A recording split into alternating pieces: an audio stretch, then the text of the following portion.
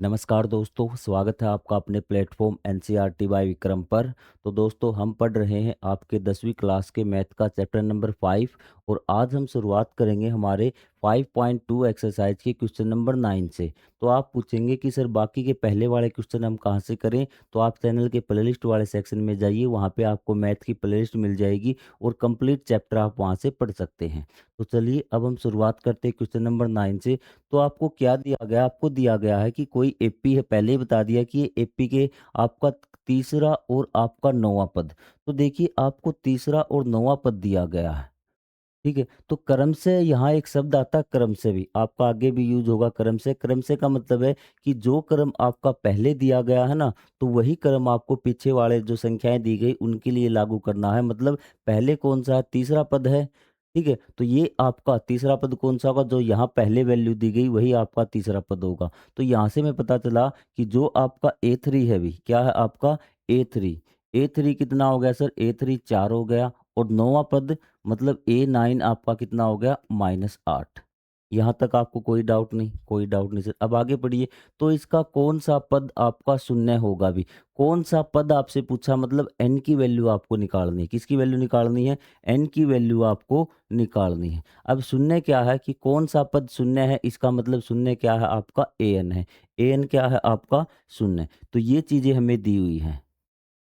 अब आप बताएंगे कि सर n की वैल्यू निकालने के लिए हमें a और d तो चाहिएगा भी, ठीक है। तो a और d कैसे निकालेंगे? और यहाँ से भी आपको पता चल रहा है यदि आपको दो पद दिए हों कोई भी एपी के, तो हमें क्या है? a और d निकालने पड़ेंगे। तो a और d कैसे निकलेंगे? यदि आपको दो पद दिए हों और a और d कैसे निकलेंगे? आपके समीकरण बनाकर इनकी वैल्यू हम लिखेंगे फार्मूले के जरिए। तो A3 को क्या लिख सकते हैं? आप कहेंगे सर A3 को हम a+2d लिख सकते हैं, कोई डाउट नहीं। इज इक्वल टू कितना आपका? 4।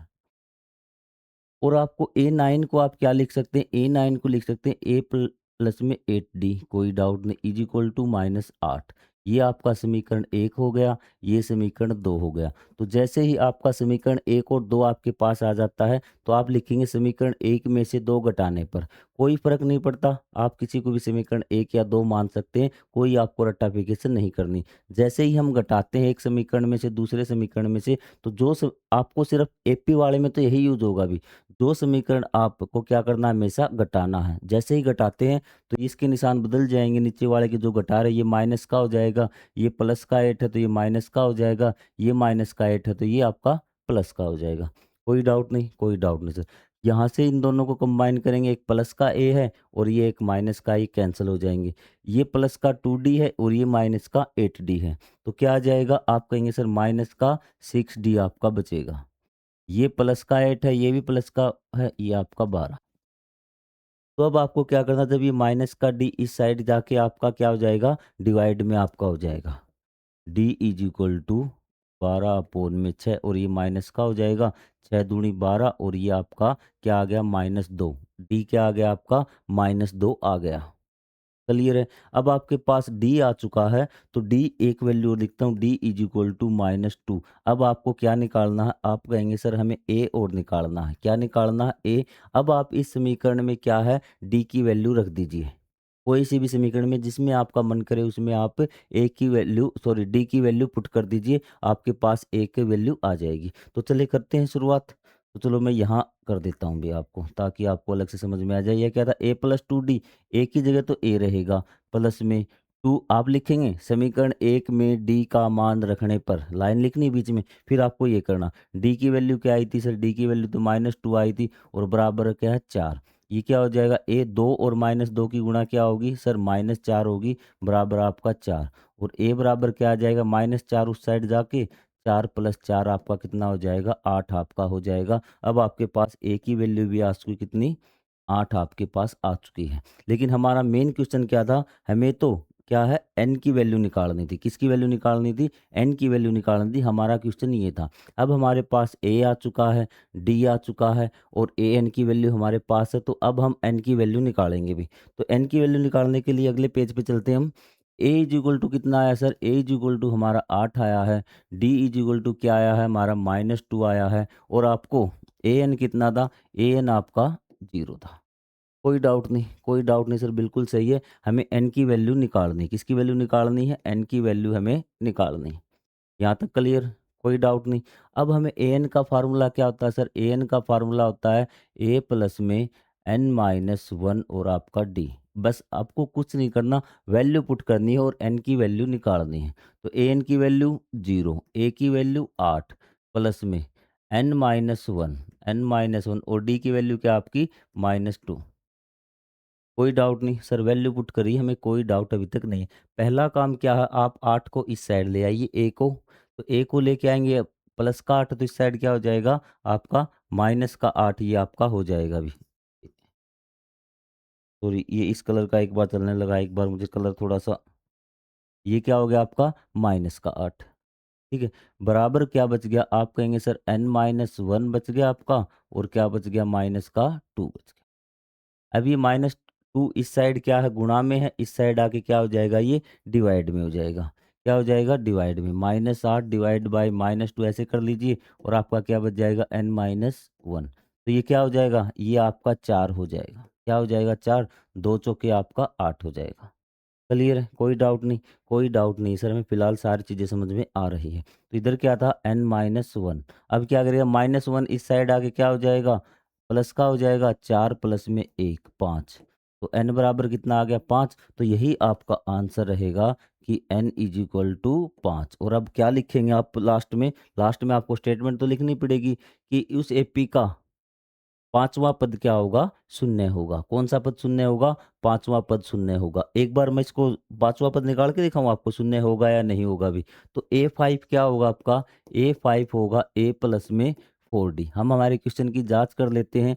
तो आपका a कितना है? a सर 8 है, प्लस में 4 गुणा में -2, डी 2 था ना, तो ये हो गया 8, 4 और 2 की -8, और आपका A5 क्या आ गया? A5 आपका 0 आ गया। यहाँ से हमने इसकी जांच भी कर ली, बिल्कुल हमारा आंसर बिल्कुल सही है। क्लियर चीज़ें? कोई डाउट नहीं। आगे वाले क्वेश्चन पे चले, तो चलिए सर आगे वाले क्वेश्चन पे हम चलते हैं। अब यहाँ पे देखिए, यहाँ पे आपको सारों अंतर ज्ञात करना है। क्या है? सारों अंतर ज्ञात करना, बिल्कुल आसान तरीका है। तो आपको क्या दे रखा है? 17वां पद उसके 10वें पद से 7 अधिक है। मतलब कि यदि हम इसने कहा कि A17 जो स्टेटमेंट है इज इक्वल टू क्या है? उसके जो 7वें पद है उससे क्या है आपका? 10वें पद से भी, सॉरी सॉरी सॉरी, यहाँ पे A7 नहीं आएगा, क्या आएगा? उसके 10वें पद से भी कितना अधिक है? आप कहेंगे सर 7 अधिक है भी। बिल्कुल सही है। तो मतलब आप क्या करेंगे? जो 17वां पद है, यदि उसमें से क्या घटा देंगे? उसका 10वां पद घटा देंगे तो 7 आ जाएगा। तो A17 minus A10 is equal to क्या? 7। ये तो आपको समझ में आ गया। अब मैंने आपको बेसिक में बताया था अभी, बेसिक में क्या चीज़ बताई थी कि जो पदों का अंतर होता है ना, वही उतने ही डी का अंतर होता है। कि 7 और 10 में कितने डी का अंतर मिलेगा? आप कहेंगे सर 17 में से 10 गए, 7 डी आपका मिलेगा। क्या मिलेगा? 7 डी आपका मिलेगा। 7 डी बराबर कितना हो गया आपका? 7। और डी बराबर क्या हो जाएगा आपका? 7 बटे आपका 7। 7 से 7 कट गया, 1 आ गया। क्या आ गया? 1। डी बराबर क्या आ गया? 1 आ गया। अब आप कहेंगे सर हमारे टीचर ने तो कुछ इस प्रकार से करवा दिया है। इस प्रकार से आपको A17 में से A10 घटा दिया। A17 में से A आपका 10 घटा दिया। A17 में से मतलब A प्लस में 16D माइनस A 10 घटाना है ना, तो A प्लस में 9D और इसको ब्रैकेट में बंद। ठीक है, ये घटाया है ना, और इसकी वैल्यू कितनी दे रखी है? इसकी वैल्यू यहाँ पे एक बार 7 लिख देता हूँ। आपको दिख रहा है क्या? कट गया साइड में, कोई बात नहीं, दिख रहा, कोई दिक्कत नहीं।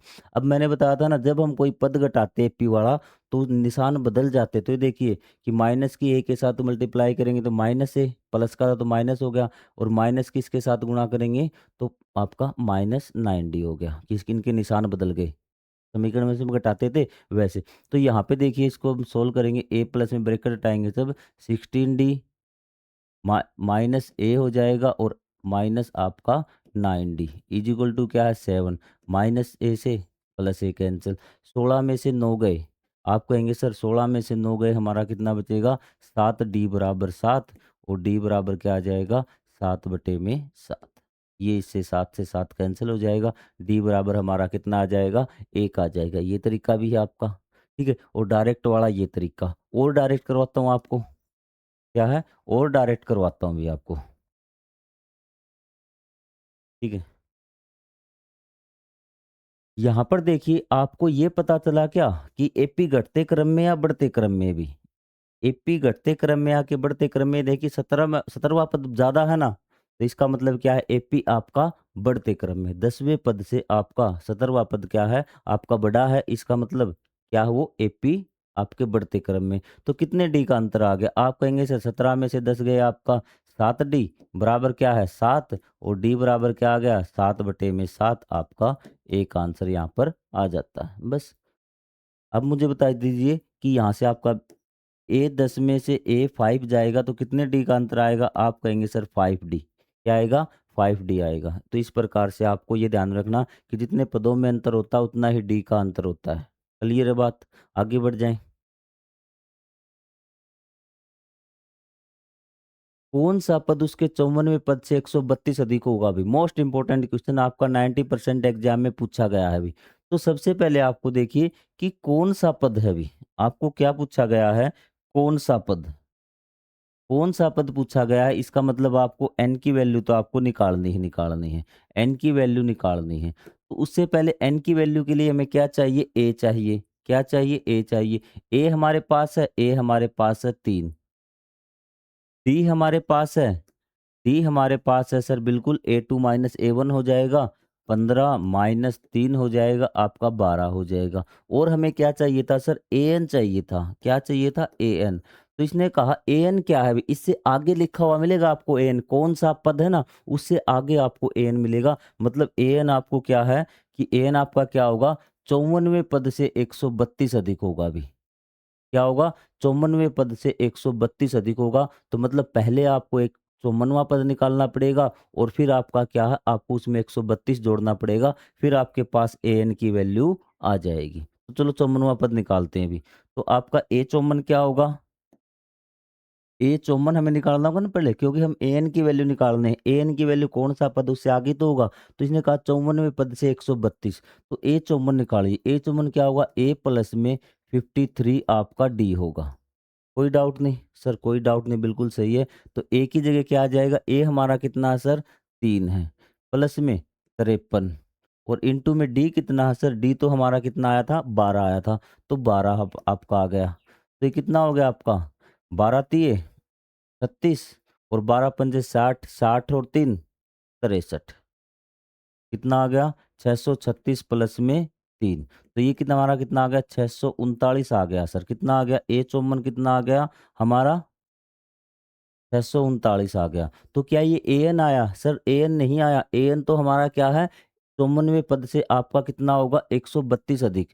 तो AN हमारा क्या आ जाएगा, AN आ जाएगा कि 639 प्लस में आपका 132। बस ये कन्फ्यूजन बच्चों को परेशान करता है।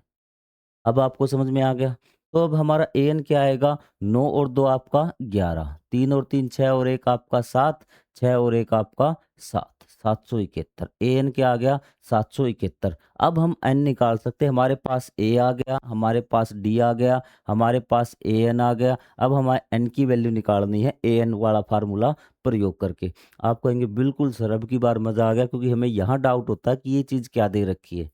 तो चलिए भी, अब हम करते हैं भी। ए सॉरी, आपका एन क्या आया सर, एन हमारा आया 771। ए कितना था सर, ए हमारा 3 था, और डी हमारा क्या था 12। हमारा मेन क्वेश्चन तो कौन सा पद, एन की वैल्यू निकालनी है भी, ठीक है।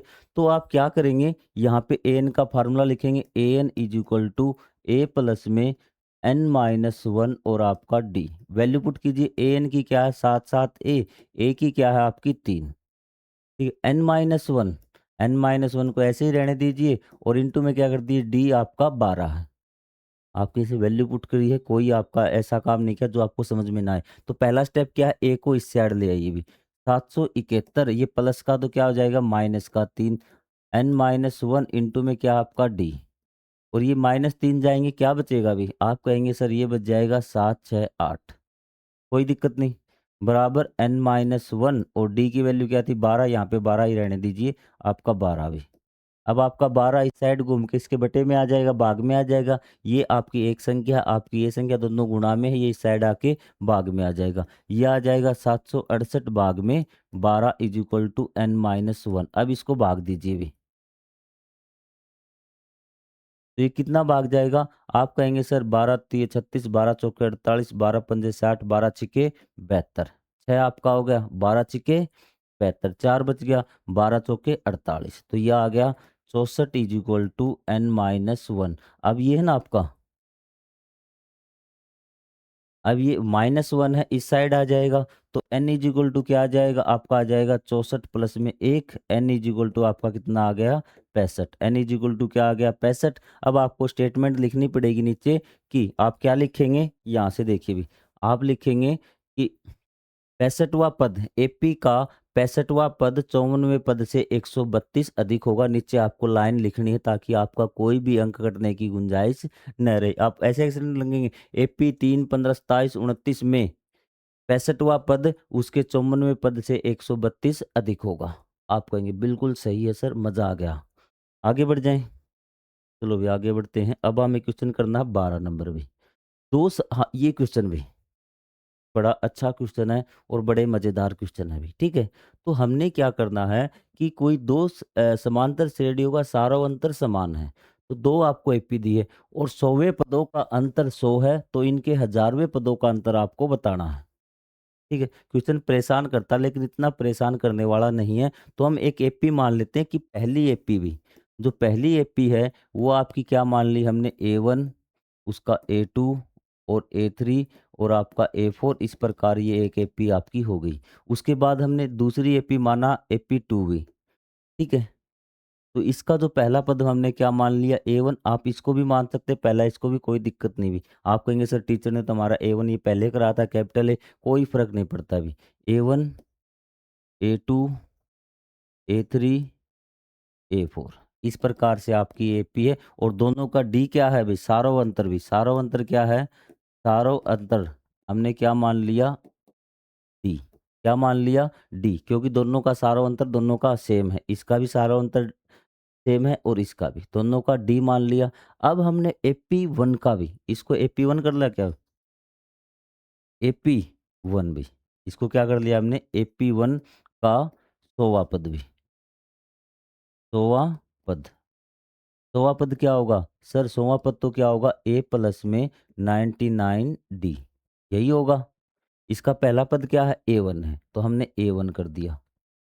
क्लियर है? यही होगा ना 100वां पद। आप कहेंगे AP2 का भी, आप कहेंगे सर एपी जो आपकी 2 है उसका आपका 100वां पद क्या होगा? उसका होगा सर A1, क्योंकि इसका A1 क्या है? यही है ना पहला पद। ए तो क्या है इसका? यही है A1 प्लस में, और ये दोनों क्या है? 99D। आप कहेंगे बिल्कुल सही बात है सर, कोई दिक्कत हमें फिलहाल नहीं आ रही। आप कहेंगे बिल्कुल सही। इसको लेके अगले पेज पे चला जाऊं मैं। ये हमने 100वां पद निकाल लिया है। तो 100वां पद क्या आया था? जल्दी से आप याद रखिए कि एपी A1 का, जो यहाँ पे कर देता हूँ, एपी आपकी 1 थी, उसका 100वां पद क्या था? उसका 100वां पद आया था सर A1 प्लस में 99D। कोई डाउट नहीं? कोई डाउट नहीं है सर। ऊपर थोड़ा सा अगर ये थोड़ी शाइनिंग है तो उसको थोड़ा सा आप इग्नोर कीजिए भी, ठीक है। तो यहाँ पे AP2 का 100वां पद क्या आया था आपका? आप कहेंगे सर उसका आया था A1 आपका प्लस 99D। अब दोनों का अंतर भी दिया है भी, क्या आप लिखेंगे? दिया है। क्या दिया है? कि आपका जो एपी का, आपका जो 100वें पदों का अंतर कितना दिया है आपको? जो एपी आपका A100 है और माइनस A100 है, दोनों का अंतर कितना दिया है? आप कहेंगे सर दोनों का अंतर हमें दिया, यहाँ देखिए आपको स्टेटमेंट में दिया, दोनों का अंतर 100 है भी। दोनों का अंतर क्या है आपका? 100। तो दोनों का अंतर क्या है आपको? ये तो क्या है आपको? 100 दिया।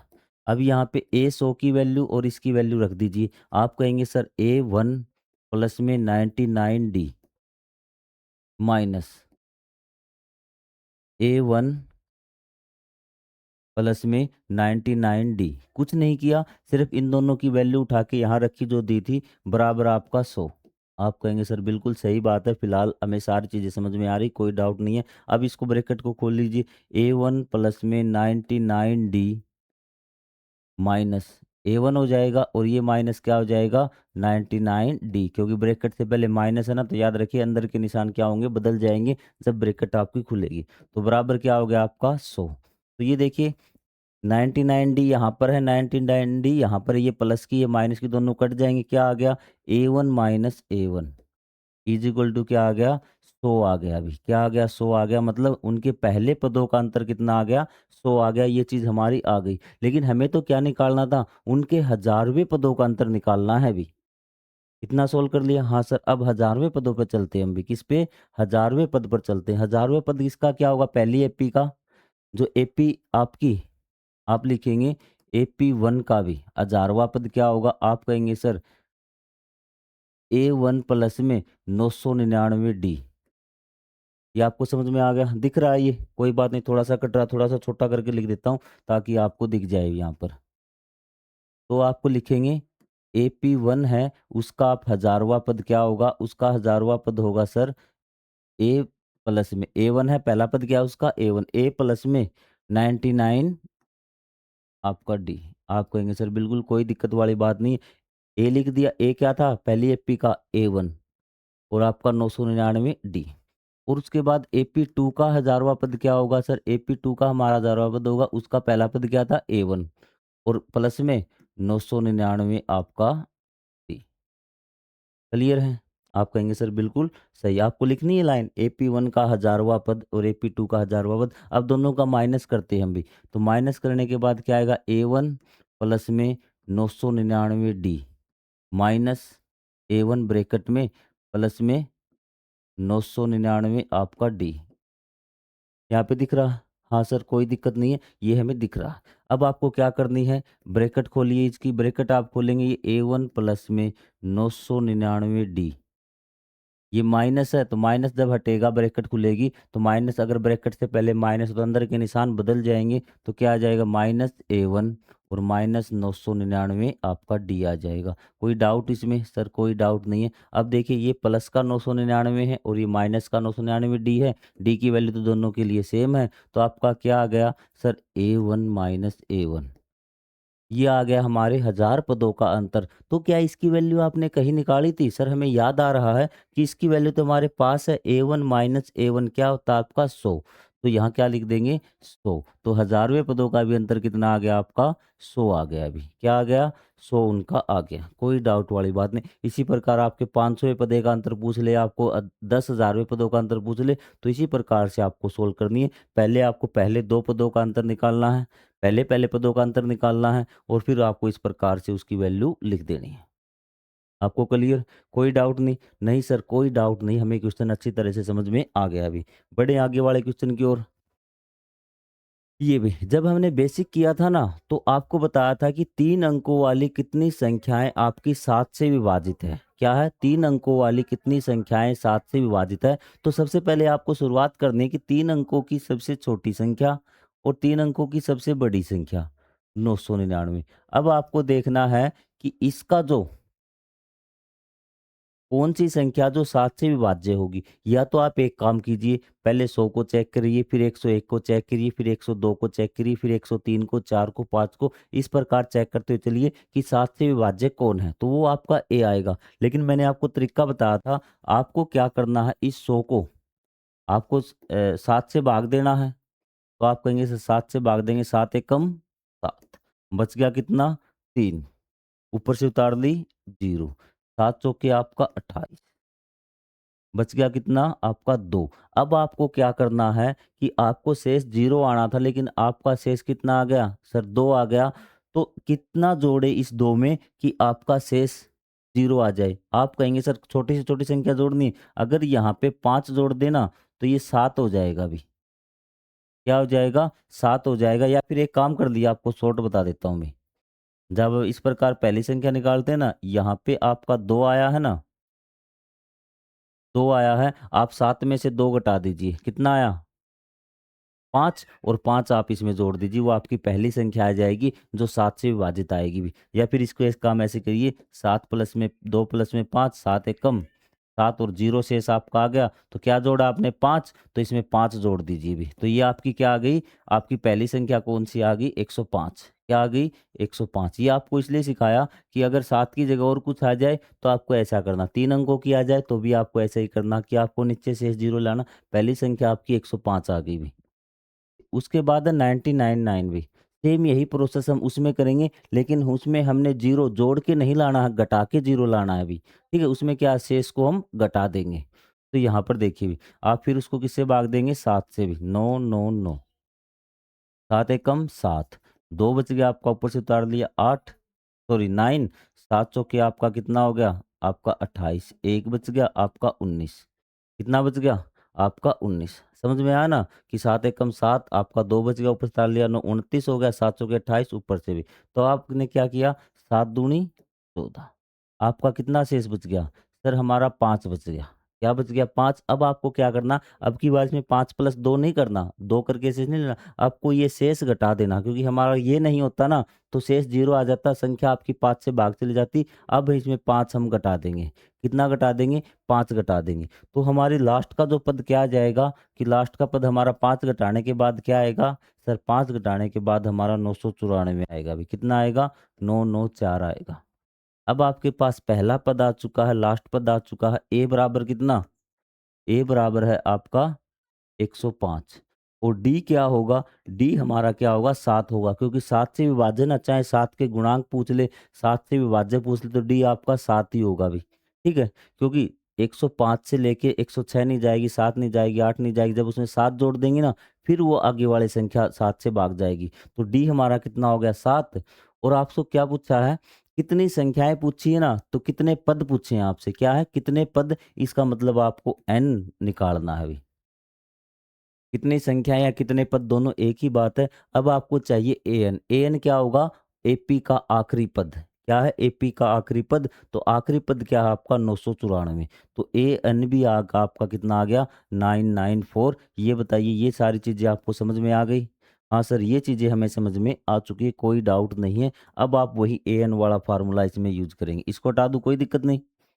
आप कहेंगे सर कोई दिक्कत नहीं, एपी मैं आपकी लिख भी देता हूँ। एपी क्या बनेगी आपकी, आपकी एपी बनेगी, पहली संख्या 105, दूसरी संख्या कितनी हो जाएगी 112 जोड़िए, फिर आपकी 119। इस प्रकार आपसे आखिरी संख्या क्या होगी, 994। आपसे पूछा गया है कि कितने पद इसमें होंगे। तब आपको एन का फार्मूला, एन कितना सर आपका 994 है। ए कितना है सर, ए तो हमारा कितना है 105 है भी, प्लस में n-1, और डी कितना है, डी हमारा 7 है। क्लियर चीजें। पहला काम है कि आप ए को इस साइड ले आइए, इसमें से 105 घटा दीजिए भी। कितना घटा दीजिए, 994 में से 105 भी, -105। और बराबर क्या है आपका, n-1 इंटू में क्या बच जाएगा 7, 105 घटाइए भी। तो यहाँ आपको घटा के दिखा दूँ बिल्कुल 994, क्योंकि कई कभी कभी जल्दी जल्दी मिस्टेक हो जाती है, वो मिस्टेक नहीं हो भी। 105, 14 में से 5 गए सर, 9 बचेंगे भी। यहाँ कितने हो गए सर, 8 हो गए, 8 में से 0 आपकी 8, और आपका 9 में से 1 गया आपका 8। कितना बच गया, 8 8 9। क्लियर है बात, कितना बच गया 8 8 9। अगर आपको डायरेक्ट घटाना है ना तो पहले आप 100 घटा दीजिए इसमें से। बताता हूँ तरीका, 994 में से 100 घटा देंगे तो कितना बचेगा, आप कहेंगे सर 800 बच जाएगा। कितना बच जाएगा, 800। और फिर आपको कितना और घटाना है, 5 और घटाना है अभी। ये कैसे गलती होगी भी। हाँ ठीक है भी, 994 में से आपको 100 घटा दिया, तो सॉरी मैं सोचा कि पूरा 900 होगा, 994 में से ना आपने 100 घटा दिया, कितना बच गया सर, 894 बच गया। और फिर कितना और घटाना था, 5, तो 894 में से आप 5 और घटा देंगे तो कितना बच जाएगा, 889 बच जाएगा। क्या बच जाएगा, 889। बात आपको समझ में आई। हाँ सर समझ में आ गई। यदि आपको एक साथ घटाना हो, दोबारा देखिए एक बार, मैं आपको बताता हूँ। 994 में से आपको क्या घटाना है, 105। तो पहले 994 में से 100 तो घटा देंगे। आप कहेंगे 100 घटा दिया सर, कितना बच गया, आप कहेंगे सर ये 894 बच गया। फिर आपको कितना और घटाना था, 5 और घटाना था, 894 में से 5 घटा दिए, 889 बच जाएगा। कितना बच जाएगा, 889 बच जाएगा। और n-1 और आपका ये 7 इस साइड है ही, कोई दिक्कत नहीं। अब ये 7 इस साइड आके डिवाइड में हो जाएगा, तो 8 8 9 डिवाइड बाई आपका 7 इज इक्वल टू n-1। अब 7 से भाग दीजिए आप, 7 एकम 7, एक बच गया यहाँ पे। ये भी देख लीजिए, वरना आप डायरेक्ट दिख सकता है इसका आंसर क्या आएगा अभी। आप कहेंगे सर 18 आ गया। क्या आ गया आपका 18 आ गया यहाँ पे। 7 दूनी 14 भी। कितना बच गया? 7 दूनी 14, 5 बच गया अभी। कितना बच गया? 5 बच गया।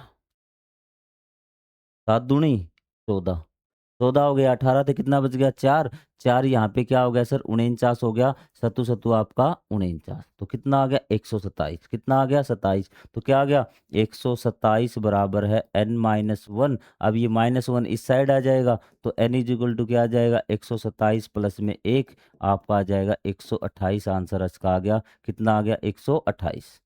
क्लियर बात? तो बेसिक सी चीज़ें भी आपको करता चल रहा हूँ कि आपका काटना आ गया ना आपको। कई बच्चे कहते हैं सर ये काटने में प्रॉब्लम होता है, किस प्रकार से काटा मैं आपको बता देता हूँ। आपका था 8, 8, 9, आपने काटा 7 से, ठीक है। बच्चे कई बार इस प्रकार से भाग करना, ऐसे भाग नहीं करना हमें।